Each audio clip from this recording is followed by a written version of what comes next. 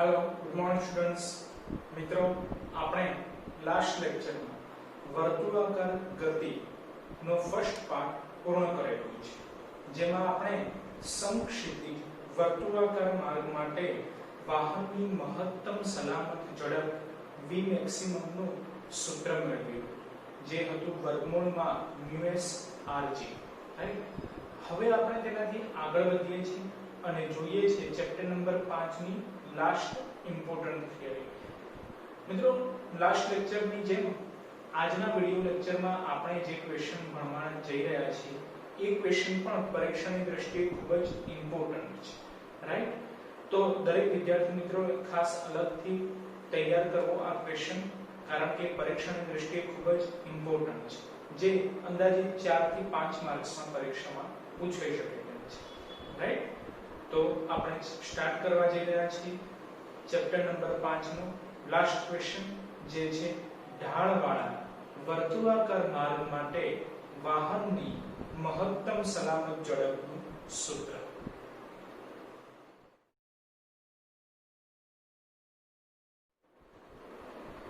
મિત્રો ક્વેશ્ચન આ રીતે પૂછાઈ શકે, ઢાળવાળા વર્તુળાકાર માર્ગ પર ગતિ કરતા વાહનની મહત્તમ સલામત ઝડપનું સૂત્ર મેળવો। મિત્રો યાદ કરો તો લાસ્ટ લેક્ચરમાં આપણે જે ક્વેશ્ચન પૂર્ણ કર્યો એ પણ આ જ પ્રમાણેનો હતો, પરંતુ ફક્ત ફરક શું હતો? જે ફરક હતો ક્વેશ્ચનમાં એ આ હતો કે સમક્ષિતિજ વર્તુળાકાર અને અત્યારે જે છે ઢાળવાળો વર્તુળાકાર। તો સૌપ્રથમ આપણે એ સમજી લઈએ કે બંને વચ્ચે ફરક શું છે। તો સિમ્પલ આપણે લાસ્ટ લેક્ચરમાં ચર્ચા કરી હતી કે સમક્ષિતિજ વર્તુળાકાર માર્ગ એટલે આપણે એવું ઉદાહરણ સમજી શકીએ કે ચાર રસ્તા છે, ચાર રસ્તા પાસે કોઈક આ રીતે સર્કલ છે અને એ સર્કલ આપણે આખું ગોળ ફરવાનું છે, તો એ સમક્ષિતિજ વર્તુળાકાર માર્ગ કહી શકાય રાઈટ। અને હવે ઢાળવાળો વર્તુળાકાર માર્ગ એટલે શું? તો એનું ઉદાહરણ આપણે સમજીએ તો મોતનો કૂવો।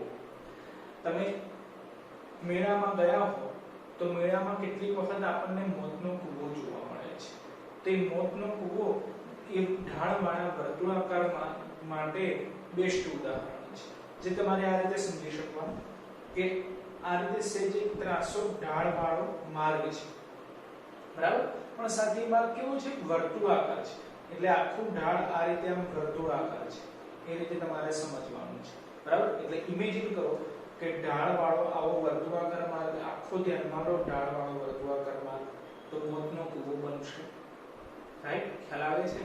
અને એમાં આ ઢાળ ઉપર કોઈ એક વાહન ગતિ કરે છે, આ રીતે વર્તુળાકાર માર્ગ વાહન ગતિ કરે છે, તો એ વાહનની મહત્તમ સલામત ઝડપ માટેનું સૂત્ર અત્યારે આપણે મેળવવાનું છે રાઈટ। તો એના માટે આપણે સૌપ્રથમ મિત્રો આકૃતિ સમજી લઈએ બરાબર। આકૃતિમાં કમ્પ્લીટ ધ્યાન આપજો, કારણ કે આકૃતિ ખૂબ જ અઘરી છે સમજવા માટે। બળના ઘટકો કેવી રીતે આપણે દોરેલા છે એ ખૂબ જ શાંતિથી સમજવું જરૂરી છે બરાબર, એટલે ખાસ ધ્યાન આપજો આકૃતિમાં। તો આકૃતિમાં આપણે સમક્ષિતિજ સાથે થીટા ખૂણો બને તે રીતે એક ઢાળ ધ્યાનમાં લઈએ છીએ। સમક્ષિતિજ સાથે થીટા ખૂણો બને તે રીતે આપણે એક ઢાળ ધ્યાનમાં લીધેલું છે। તમારે એવું વિચારવાનું છે કે ઢાળવાળો વર્તુળાકાર માર્ગ છે, એટલે આ આખી પરિસ્થિતિ આ રીતે આમ વર્તુળાકાર છે બરાબર, આ રીતે આખી આમ વર્તુળાકાર છે બરાબર। તો એ વર્તુળનું કેન્દ્ર આ બની શકે એવું થઈ શકે બરાબર છે। હવે આપણે આ બ્લુ કલરથી જે બોક્સ દોરેલ છે એ અત્યારે બોક્સ તરીકે છે, પરંતુ તમારે એને કોઈ વાહન એટલે કે કાર તરીકે વિચારવાનું છે બરાબર છે। આપણે એને બોક્સ તરીકે દોરેલું છે, પણ વાસ્તવમાં એ શું છે? કાર છે એવું આપણે સમજવાનું છે બરાબર। અને એનું દળ ધારો કે m જેટલું છે, તો આપણને ખ્યાલ છે કે પદાર્થનું દળ જો m જેટલું હોય તો એ દળના કારણે અધ્રુ દિશામાં વજન બળ લાગુ પડે, વજન બળ mg। તો આપણે અધ્રુ દિશામાં લાગતું વજન બળ w બરાબર mg દર્શાવેલ છે રાઈટ। હવે આપણે xy અક્ષ નક્કી કરી લઈએ મિત્રો। x અક્ષ એ આપણે એઝ ઇટ ઇઝ લઈએ સમક્ષિતિજ, આ બાજુ ધન x અક્ષ, આ બાજુ ઋણ x અક્ષ, આ અને y અક્ષ ને લંબ લઈએ છીએ, ઉપરની સાઈડ ધન y અક્ષ, નીચે ઋણ y અક્ષ, રાઈટ? આ સિવાય પદાર્થ ઉપર કયા કયા બળો લાગે છે નક્કી કરી દઈએ. તો મિત્રો એક બળ તો આપણે ચર્ચા કરી લીધી કે પદાર્થનું દળ m જેટલું છે, જેના કારણે અનુરૂપ દિશામાં વજન બળ લાગે છે W બરાબર mg. ઓકે, હવે આ જે ઢાળની સપાટી છે એ કારની સપાટી પર લંબ રૂપે બળ લાગુ પાડે, જેને આપણે કહીશું લંબ બળ.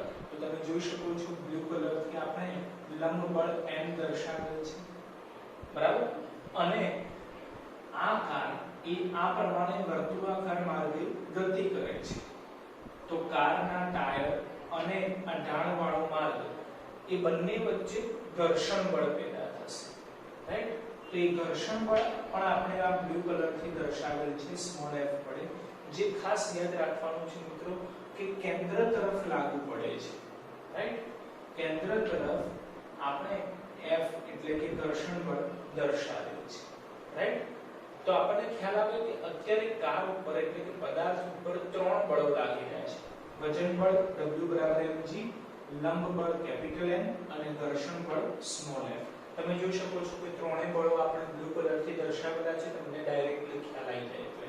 ઓકે, હવે મિત્રો આપણને એ ખ્યાલ છે કે જે બળ એ xy દિશામાં ન હોય તેના આપણે ઘટકો પાડવા પડે, કારણ કે બળ એ કેવી રાશિ છે? સદિશ રાશિ છે. અને ખાસ યાદ રાખવાનું કે જે કોઈ પણ સદિશ xy દિશામાં ન હોય એના આપણે ઘટકો પાડવા પડશે.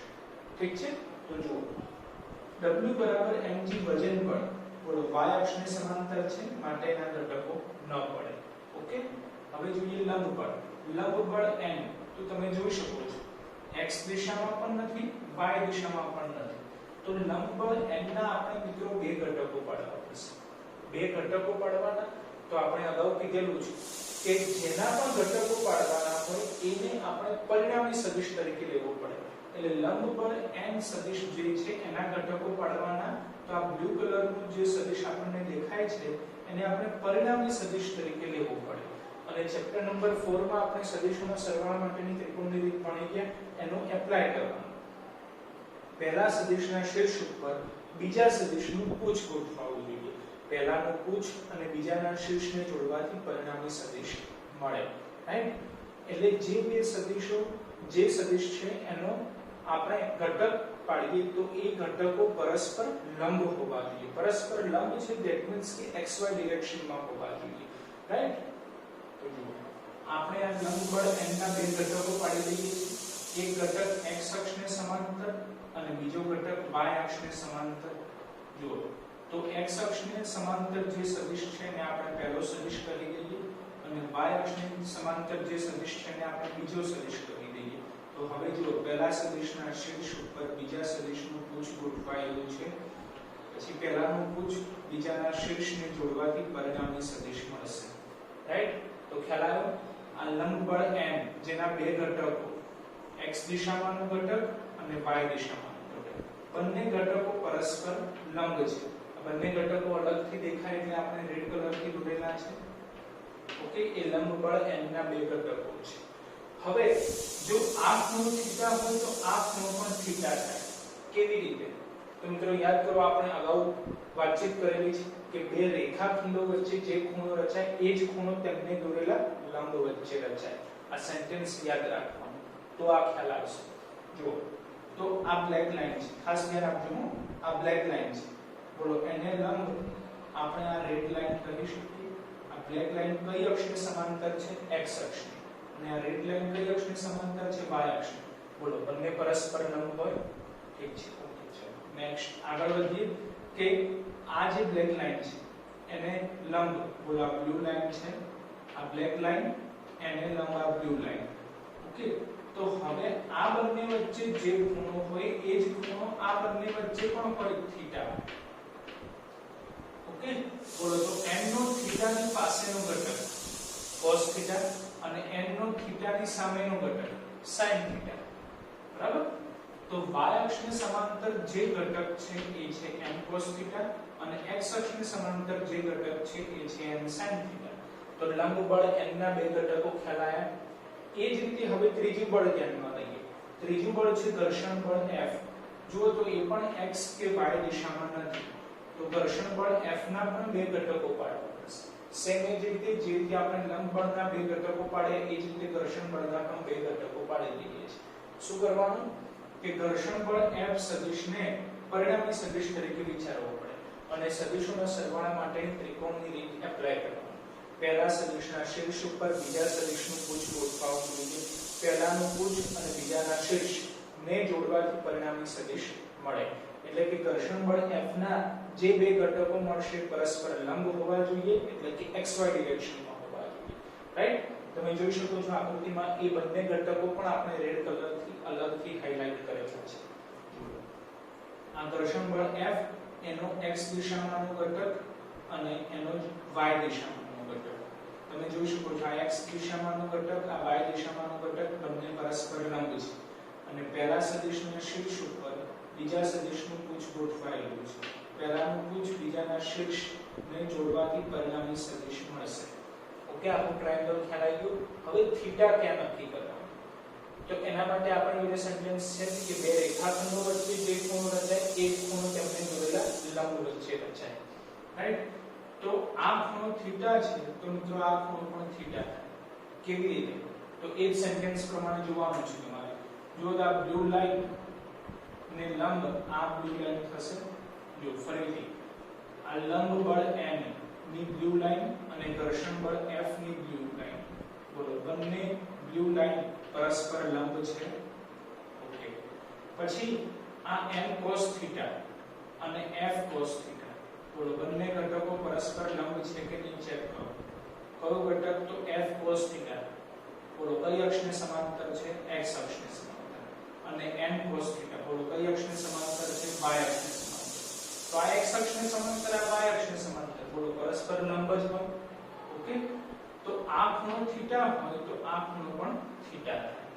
બોલો, તો હવે f નો થીટાની પાસેનો ઘટક f cos θ. બોલો, f નો થીટાની સામેનો ઘટક f sin θ. ડન? તો હવે ખ્યાલ આવ્યો કે x દિશામાંનો ઘટક f cos θ અને y દિશામાંનો ઘટક f sin θ. એટલે ઘર્ષણ બળ F ના પણ બંને ઘટકો આપણને મળી ગયા. તો હવે આકૃતિમાં જેટલા પણ બળ દર્શાવેલા છે એના ઘટકો દર્શાવેલા છે એ ટોટલી આપણને ખ્યાલ આવી ગયો છે. હવે મિત્રો આપણે એ ધ્યાનમાં રાખવાનું છે કે ગતિ કઈ અક્ષને સમાંતર થાય છે, બરાબર, અને કઈ અક્ષને સમાંતર ગતિ થતી નથી. તો ઢાળવાળો વર્તુળાકાર માર્ગ છે એટલે આ પ્રમાણેની ગતિ થાય છે. ખાસ સમજો, આ પ્રમાણેની ગતિ થાય છે. બરાબર, આ પ્રમાણેની ગતિ એટલે કઈ અક્ષને સમાંતર ગતિ થાય છે? જુઓ ફરીથી, કઈ અક્ષને સમાંતર ગતિ થાય છે? x અક્ષને સમાંતર. ધેટ મીન્સ કે y અક્ષની દિશામાં ગતિ થતી નથી, એટલે કે શિરોલંબ દિશામાં ઉર્ધ્વ અક્ષને સમાંતર ગતિ થતી નથી. અને જો એ દિશામાં પદાર્થ ગતિ ન કરતો હોય તો કહી શકાય કે પદાર્થ સંતુલિત અવસ્થામાં છે. રાઈટ? એટલે કે ઉર્ધ્વ દિશામાં લાગતું બળ બરાબર અધોર દિશામાં લાગતું બળ. ઓકે, તો એ જ આપણે એપ્લાય કરવાનું છે. શિરોલંબ દિશામાં કારનો પ્રવેગ શૂન્ય હોવાથી, એટલે કે ગતિ કરતી ન હોવાથી. જો આકૃતિમાં ઉર્ધ્વ દિશામાં લાગતું બળ કયું છે ચેક કરવાનું છે. ઉર્ધ્વ દિશામાં લાગતું બળ, આ દિશામાં તીર હોય એવી રીતનું બળ કયું છે? તો એક જ છે, n cos θ. દેખાયું? એના સિવાય બીજું કોઈ નહીં હોય, ચેક કરી લેજો. ઉર્ધ્વ દિશામાં લાગતું બળ તો ફક્ત એક જ છે, n cos θ. n cos θ. Okay, equal to અધો દિશામાં લાગતું બળ. જુઓ તો અધો દિશામાં લાગતું બળ કયું છે? તો જુઓ, અધો દિશામાં લાગતું બળ w બરાબર mg વજન બળ છે. અને બીજું કયું બળ છે ચેક કરો. કયું બળ એવું છે કે જે અધો દિશામાં લાગે છે? તો f sin θ. દેખાયું દરેકને? આ બે બળો સિવાય બીજું કોઈ જ બળ અધો દિશામાં લાગતું નથી. ચેક કરી લેજો દરેક જણ. તો w plus f sin θ. Okay, w ની વેલ્યુ મૂકી દઈએ mg અને એને કરતા બનાવીએ. તો પ્લસ f sin θ ડાબી તરફ આવશે, માઈનસ થઈ જશે. તો mg n cos θ minus f sin θ સમીકરણ 1. બોલો, ખ્યાલ આવ્યો? સમીકરણ 1. આ આપણે પદ્ધતિ કેમ એપ્લાય કરી? કારણ કે શિરોલંબ દિશામાં y અક્ષને સમાંતર પદાર્થ ગતિ કરતો નથી માટે ઉર્ધ્વ દિશામાં લાગતું બળ બરાબર અધો દિશામાં લાગતું બળ, જેના આધારે આપણે mg ને કરતા બનાવ્યું સમીકરણ 1. ચલો આટલે સુધી ડન. આગળ વધીએ. હવે મિત્રો આપણે લાસ્ટ લેક્ચરમાં સમક્ષિતિજ વર્તુળાકાર માર્ગ પર વાહનની મહત્તમ સલામત ઝડપ માટેનું સૂત્ર ભણી ગયા ત્યારે ચર્ચા કરી હતી કે આ રીતે જો સમક્ષિતિજ વર્તુળાકાર માર્ગ હોય અને એની ઉપર કોઈ વાહન ગતિ કરતું હોય તો એ વાહનની ગતિ વર્તુળાકાર ગતિ છે. અને મિત્રો આપણે લાસ્ટ લેક્ચરમાં ભણી ગયા કે કોઈ પણ પદાર્થ વર્તુળાકાર ગતિ ક્યારે કરી શકે જ્યારે એની જોડે જરૂરી કેન્દ્રગામી બળ હોય ત્યારે, રાઈટ. અને હંમેશા યાદ રાખવાનું કે આ કેન્દ્રગામી બળ બીજું કોઈ એક બળ પૂર્ણ કરે છે, રાઈટ. તો લાસ્ટ લેક્ચરમાં આપણે ચર્ચા કરી હતી કે સમક્ષિતિજ વર્તુળાકાર માર્ગ હોય તો એ કિસ્સા માટે કેન્દ્રગામી બળ ઘર્ષણ બળ પૂરું પાડે છે. તો અત્યારે કઈ અક્ષને સમાંતર ગતિ થાય છે? જુઓ તો કઈ અક્ષને સમાંતર ગતિ થાય છે? x અક્ષને સમાંતર. તો એવું કહી શકાય કે x અક્ષની દિશામાં લાગતા બળો એ કેન્દ્રગામી બળ પૂરું પાડે છે. કારણ કે અત્યારે પણ કાર એ આ પ્રમાણે વર્તુળાકાર ગતિ કરે છે, આ પ્રમાણેની વર્તુળાકાર ગતિ. અને તે અહીં લખ્યું છે ઢાળવાળા વર્તુળાકારમાં. ગતિ તો વર્તુળાકાર થાય જ છે, પરંતુ માર્ગ કેવો છે? ઢાળવાળો છે. હવે જો કાર વર્તુળાકાર ગતિ કરે છે તેના માટે જરૂરી છે કેન્દ્રગામી બળ, અને કેન્દ્રગામી બળ કોણ પૂરું પાડે છે? તો સમજવાનું છે કે ગતિ કઈ અક્ષને સમાંતર થાય છે? x અક્ષને સમાંતર. તો સિમ્પલ છે કે x અક્ષની દિશામાં લાગતા બળો એ કેન્દ્રગામી બળ પૂર્ણ પાડી શકે, રાઈટ. તો એવા કયા બળો છે કે જે x અક્ષની દિશામાં લાગે છે? તો તમે જોઈ શકો છો n sin θ અને f cos θ. એટલે લંબ બળનો સમક્ષિતિજ દિશામાંનો ઘટક અને ઘર્ષણ બળનો પણ સમક્ષિતિજ દિશામાંનો ઘટક. લંબ બળ અને ઘર્ષણ બળ બંને બળના સમક્ષિતિજ દિશામાં એટલે કે x દિશામાંના ઘટકોના કારણે અત્યારે આ કાર વર્તુળાકાર ગતિ કરી શકે છે, કારણ કે આ બંને ઘટકો જરૂરી કેન્દ્રગામી બળ પૂરું પાડે છે એવું આપણે કહી શકીએ, રાઈટ. કારની વર્તુળાકાર ગતિ માટે જરૂરી કેન્દ્રગામી બળ લંબ બળ અને ઘર્ષણ બળના સમક્ષિતિજ ઘટક પૂરા પાડે છે. ઓકે. તો કેન્દ્રગામી બળ Fc બોલો લંબ બળનો સમક્ષિતિજ ઘટક, લંબ બળ m નો સમક્ષિતિજ દિશામાંનો ઘટક n sin θ, તો n sin θ. પછી ઘર્ષણ બળનો સમક્ષિતિજ દિશામાંનો ઘટક, બોલો ઘર્ષણ બળ F નો સમક્ષિતિજ દિશામાંનો ઘટક F cos θ. બંને સેમ ડિરેક્શનમાં છે એટલે સરવાળો થશે એટલે પ્લસ F cos θ. ઓકે. કેન્દ્રગામી બળ Fc નું સૂત્ર મૂકી દઈએ mv2/r = m sin θ + f cos θ, સમીકરણ 2. ચલો આટલે સુધી ક્લિયર. હવે સમીકરણ 2/1 કરતા હવે સિમ્પલ મેથ્સ આપણે એપ્લાય કરવાનું છે, સાદુરૂપ આપવાનું છે અને ફાઇનલ આન્સર લાવવાનો છે, બરાબર. સમીકરણ 2/1 કરીએ છીએ એટલે mv2/r એના છેદમાં mg લખવા પડે. તો mv2/r * mg, બોલો m કેન્સલ થઈ જશે. પછી સમીકરણ 2/1 છે તો પહેલા સમીકરણ 2 લખી દઈએ n sin θ + f cos θ છેદમાં સમીકરણ 1 n cos θ - f sin θ. Okay. હવે v2/rg બાકી રહેશે, પરંતુ આપણે જે વેગ શોધવાનો છે મહત્તમ વેગ છે, રાઈટ. એટલે v મેક્સિમમ લખી દઈએ. મેક્સિમમ ની જગ્યાએ આપણે ફક્ત m લખીએ છીએ એટલે vm2/rg equal to n sin θ as it is. f એટલે ઘર્ષણ બળ છે જેનું સૂત્ર આપણે મૂકી દઈએ f = μsn એટલે પ્લસ μsn cos θ છેદમાં n cos θ માઈનસ f નું સૂત્ર μsn sin θ. ડન. ડાબી બાજુ as it is vm2/rg equal to ઓલામાંથી n common નીકળશે ઉપર નીચે બંનેમાંથી તો n કોમન બાકી શું હશે sin θ + mus cos θ sin θ + mus cos θ છેદમાંથી બોલો n કોમન તો બાકી શું હશે cos θ - mus sin θ. ઓકે. બોલો ઉપર નીચે n કેન્સલ થઈ જશે. હવે જમણી બાજુ ફક્ત જમણી બાજુ cos θ વડે ભાગી દઈએ છીએ, બરાબર. ડાબી બાજુ as it is રાખીએ છીએ vm2/rg equal to બોલો sin θ / cos θ tan θ થશે એટલે tan θ plus mus as it is us as it is. બોલો cos theta upon cos theta cancel, એટલે ફક્ત us આપણે લખેલા છે. જોતા રહ્યો, કારણ કે આ બધું એકદમ સિમ્પલ મેથ્સ વાપરેલું છે આપણે. આમાં ક્યાંય આપણે ફિઝિક્સ નો ઉપયોગ નથી કર્યો. ફિઝિક્સ નો ઉપયોગ આટલે સુધી હતો ફક્ત, બરાબર? એટલે આ ફિઝિક્સ છે, આ બધું જે છે બધું મેથ્સ છે, બરાબર? એટલે ફિઝિક્સ માટે મેથ્સ જરૂરી છે, અને આ મેથ્સ પણ કેવું છે, એકદમ સિમ્પલ મેથ્સ છે, બરાબર? કેટલીક વખત એવું પણ બને છે કે વિદ્યાર્થીઓને આટલું સિમ્પલ મેથ્સ પણ આવડતું નથી હોતું, બરાબર? અને ગોખણપટ્ટીના આધારે આટલે સુધી પહોંચી શકે છે.